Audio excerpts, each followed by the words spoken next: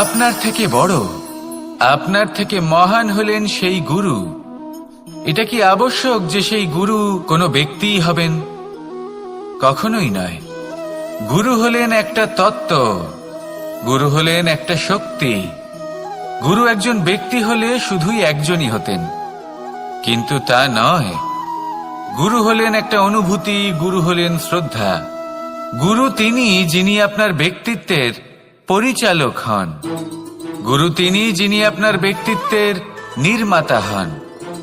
আপনি কখন, কোথায়, কোন স্থানে, কি রূপে গুরু লাভ করবেন আর কি শিক্ষা লাভ করবেন তা নির্ভর করছে আপনার মানসিকতার উপর, যে আপনি সকলকে কিভাবে আপন করে নিতে পারেন।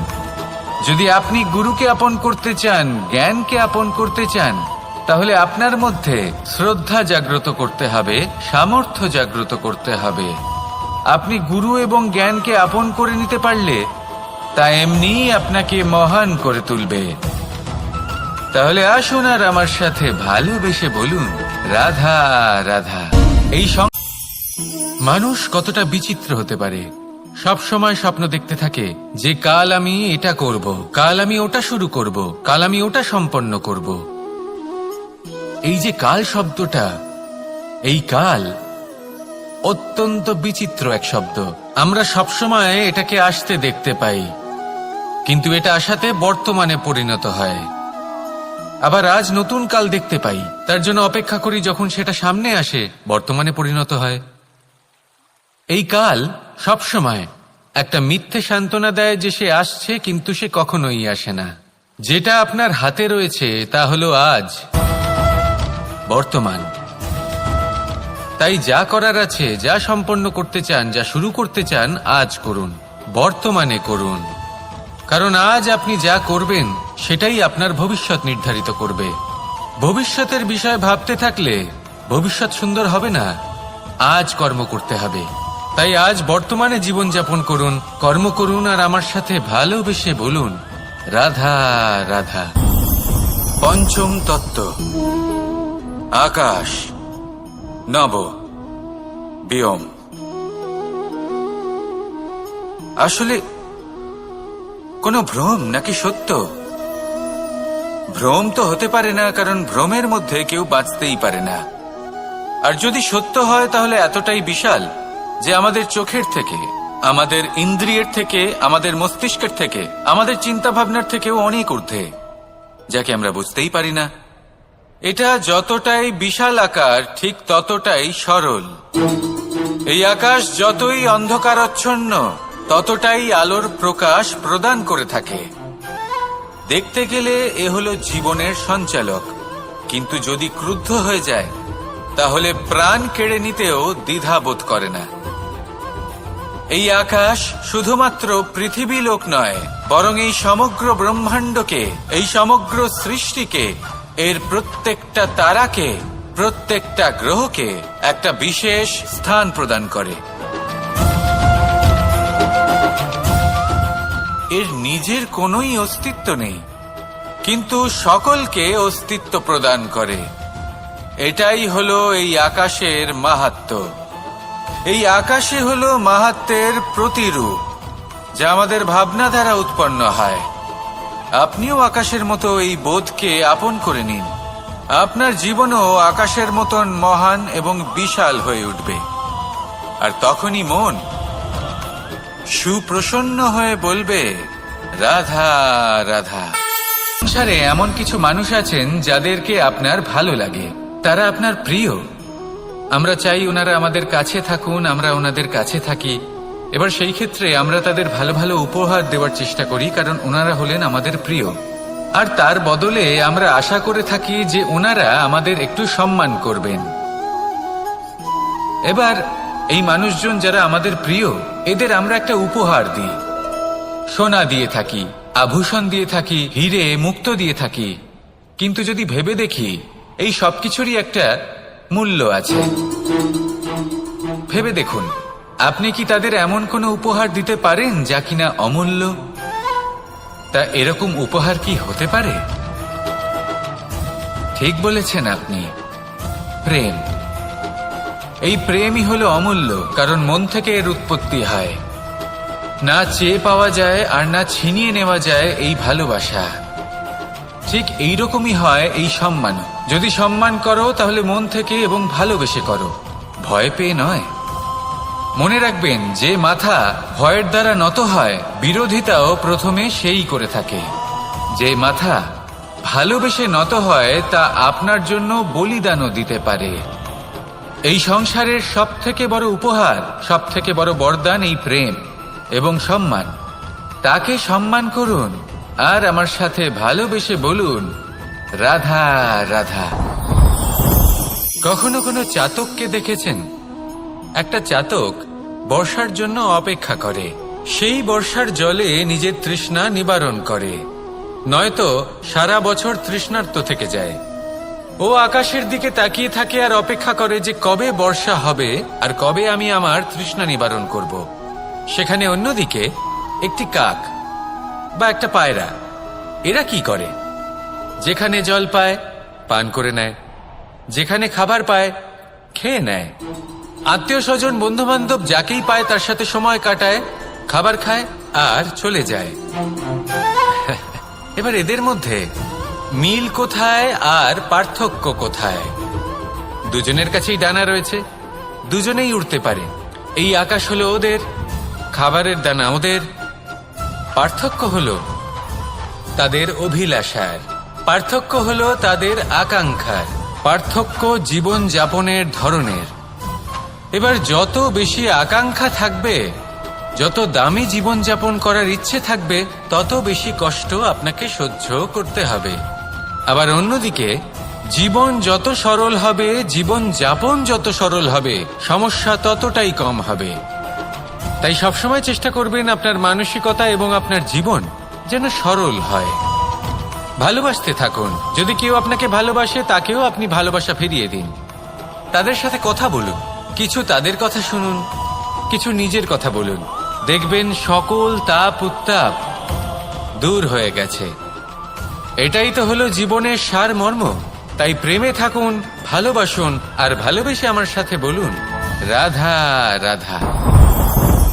ক্ষমা একটা অত্যন্ত সুন্দর শব্দ, আমার খুব প্রিয় শব্দ। কিন্তু এই ক্ষমা কখন আর কিভাবে প্রয়োগ করতে হবে সেটা বোঝা প্রয়োজনীয়। এক, যদি আপনি কোনো অন্যায় করেন আর ক্ষমা না চান, ক্ষমা প্রার্থনা না করেন, ক্ষমা চাওয়া থেকে এড়িয়ে যান, তাহলে তাতে আপনারই ক্ষতি হবে। কিভাবে? ক্ষমা না চাইলে মনের মধ্যে অহংকার জাগ্রত হয়, আর অহংকার তো প্রকৃত অর্থে আমাদের ক্ষতিই করে। দুই, কেউ যদি অপরাধ করেন, আপনার থেকে ক্ষমা না চান, তাহলে তাকে ক্ষমা করবেন না। ক্ষমা হলো অত্যন্ত অমূল্য, আর না চাইতেই কাউকে ক্ষমা দান করা এটা উচিত নয়। তিন, যদি কেউ আপনার সাথে অনুচিত কিছু করেন, অপরাধ করেন, আর আপনার থেকে ক্ষমা চান, তাহলে তাকে ক্ষমা করে দিন। তাতে আপনার অন্তরের করুণাবোধ জাগ্রত হবে, প্রেম জাগ্রত হবে, আর তা আপনার জন্য শুভ হবে। চার, যদি আপনি নিজে কোনো অপরাধ করেন, তাহলে অবশ্যই ক্ষমা চাইবেন। তাতে আপনারই লাভ হবে। কিভাবে? সামনের ব্যক্তি আপনাকে ক্ষমা করুক বা না করুক, আপনার অন্তরের অহংকার ক্ষীণ হবে, আর এই মন আরো নির্মল হয়ে উঠবে। এই ক্ষমা অত্যন্ত অমূল্য, ভেবেচিন্তে একে ব্যবহার করুন, আর আমার সাথে ভালোবেসে বলুন, রাধা রাধা।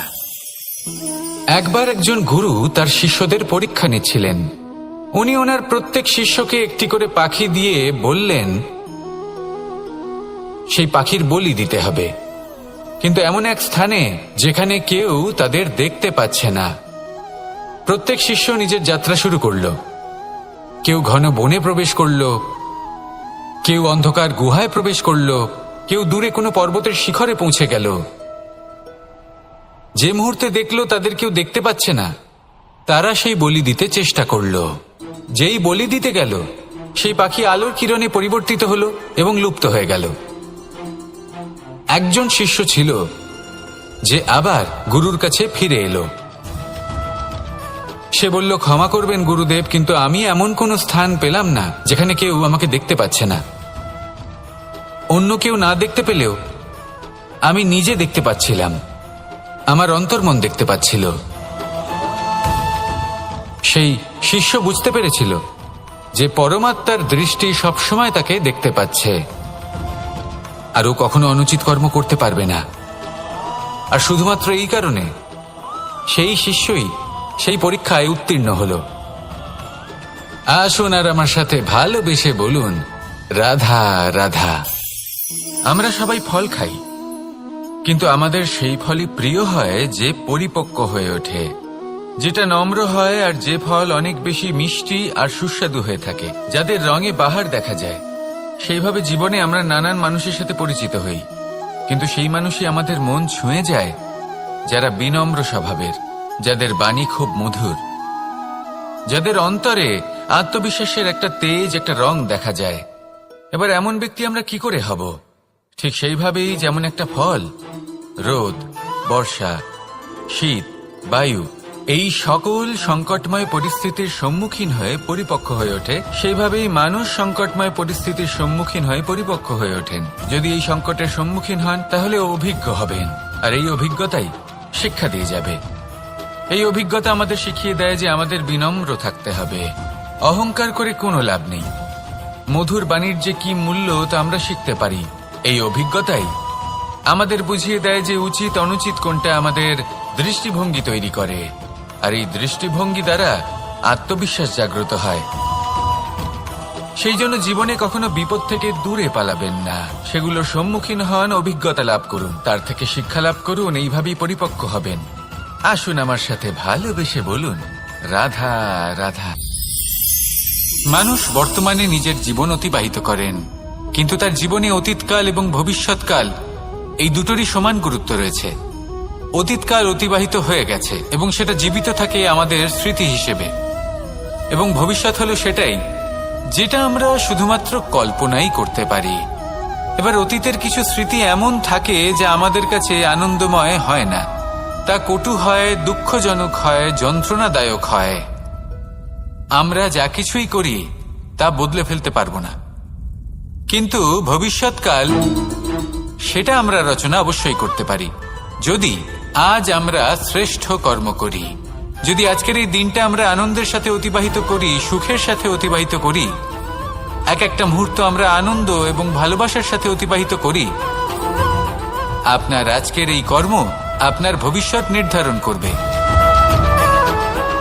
আজ আপনি যেভাবে জীবন কাটাবেন তা ভবিষ্যতে গিয়ে অতীতকালে পরিণত হবে, আর তখন আপনি এমন স্মৃতি খুঁজে পাবেন যেখানে আপনি প্রত্যেকটি মুহূর্ত প্রেম এবং আনন্দের সাথে অতিবাহিত করেছেন, এবং সেই স্মৃতি মধুর হবে।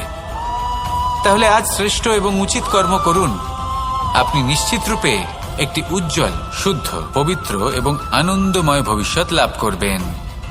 আসুন আমার সাথে ভালোবেসে বলুন, রাধা রাধা। এই সংসারে অনেক অনেক এমন জ্ঞানী আছেন যারা নিজের সমস্ত জীবন জ্ঞান অর্জন করতে অতিবাহিত করেছেন। এই সংসারে এমন কোনো বেদ নেই, কোনো পুরাণ নেই, কোনো শাস্ত্র নেই, কোনো ভাষা নেই যা ওনারা জানেন না। এমন কোনো বিষয় নেই যা নিয়ে ওনারা কোনো বক্তব্য রাখতে পারবেন না। কিন্তু আমরা এই সকল জ্ঞানীকে কি ভালোবাসতে পারি? এনাদের সকলকে সম্মান করতে পারি না। কারণটা কি? দেখুন, বেদ পড়া একটি আলাদা বিষয়, বেদনা বুঝতে পারা অন্য ব্যাপার। এবং বেদনা বোঝার জন্য, সেই জ্ঞান লাভ করার জন্য আপনাকে মন থেকে করুণা এবং প্রেমের সঠিক অর্থ বুঝতে হবে। সামনের ব্যক্তির বেদনা বুঝতে হবে, তার যন্ত্রণাকে বুঝতে হবে। তারপর যে জ্ঞান আপনি অর্জন করেছেন বেদ থেকে, পুরাণ থেকে, শাস্ত্র থেকে, তা প্রয়োগ করে তার বেদনার নিবারণ করা, সেটা বেশি গুরুত্বপূর্ণ। সেই জন্য জীবনে শুধুমাত্র শাস্ত্র এবং বেদ পড়ে জ্ঞান অর্জন করতে সময় নষ্ট করবেন না। মন থেকে প্রেমের কি অর্থ সেই বিষয়ে জ্ঞান লাভ করার চেষ্টা করুন, করুণাও বুঝতে চেষ্টা করুন। একজন শ্রেষ্ঠ ব্যক্তি হয়ে উঠুন, আর আমার সাথে ভালোবেসে বলুন, রাধা রাধা।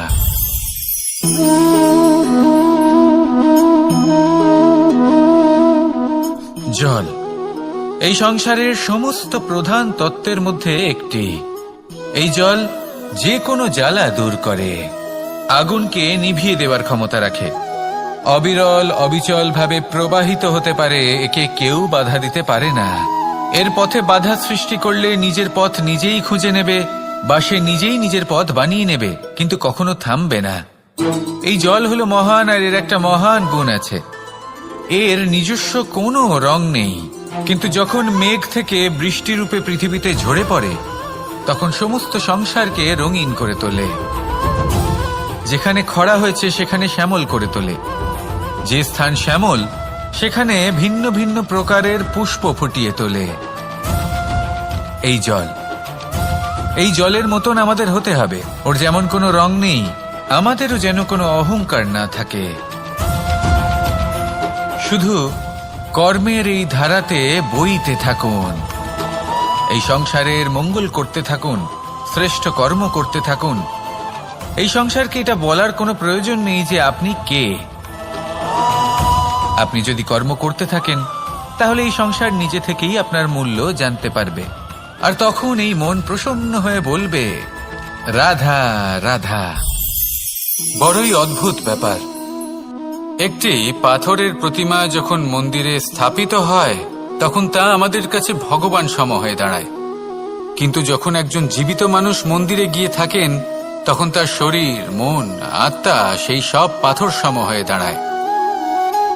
কিন্তু এমনটা আমি ঠিক কেন বললাম ভেবে দেখুন। মানুষ এটা চান যে কোনো পরিস্থিতি, যে কোনো স্থানেই তার বিজয় হোক, কিন্তু এখানে এসে সে পরাজিত হয়। এরকম ঠিক কেন হয়? সমস্ত খেলা হলো ভাবনা চিন্তার, বিচারধারার, দৃষ্টিভঙ্গির, উত্তরদায়িত্বের খেলা।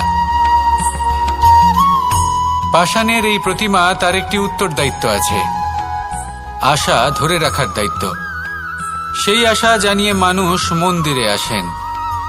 তেমনি মানুষের একটি উত্তরদায়িত্ব আছে, যেটা সে ভুলে যায়।